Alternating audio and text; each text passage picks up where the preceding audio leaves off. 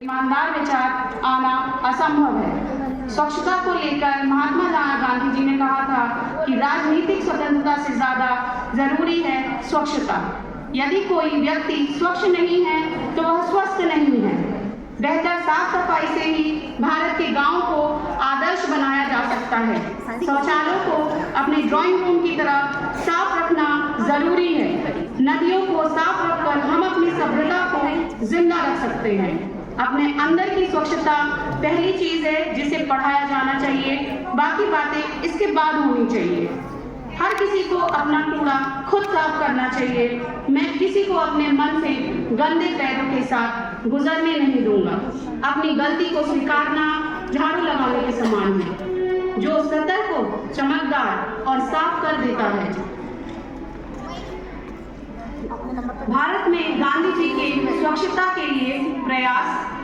भारत में गांधी जी ने गांव की स्वच्छता के संदर्भ में सार्वजनिक रूप से पहला भाषण 14 फरवरी 1916 में मिशनरी सम्मेलन के द्वारा दिया था। 1920 ईस्वी में गांधी जी ने विद्यापीठ की स्थापना की थी। यह विद्यापीठ आश्रम की जीवन पद्धति पर आधारित था, इसलिए वहां के शिक्षकों, छात्रों एवं अन्य स्वयं सेवकों को शुरू से ही स्वच्छता कार्यों में लगाया जाता था।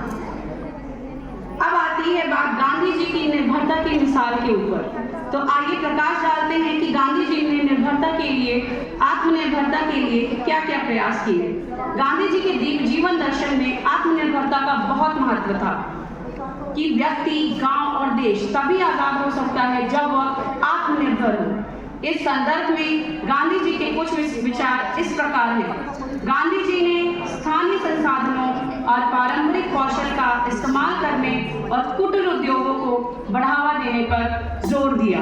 गांधी जी का मानना था कि भारत के लोगों को अपने विकास की जिम्मेदारी खुद लेनी चाहिए और बाहरी सहयोग पर निर्भर नहीं रहना चाहिए।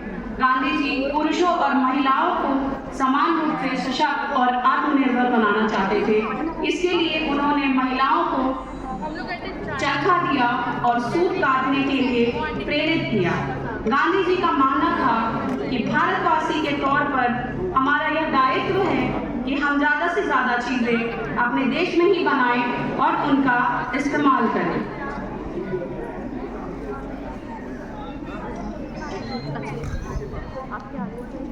वह विचार ही है जो सदियों तक जिंदा रहते हैं। विचारों का संकलन विचारधारा बन जाती है। गांधी वही संकलन है जो कल भी जिंदा था, आज भी जिंदा है और हमेशा ससम्मान जिंदा रहेंगे। हम सभी भारतवासी उनके विचारों से शिक्षा लेकर अपने जीवन को अधिक मूल्यवान बना सकते हैं। हम सभी भारतवासियों के दिलों में हमारे प्यारे बापू हमेशा ही जीवंत में रहेंगे।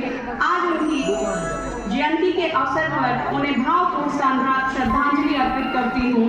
धन्यवाद।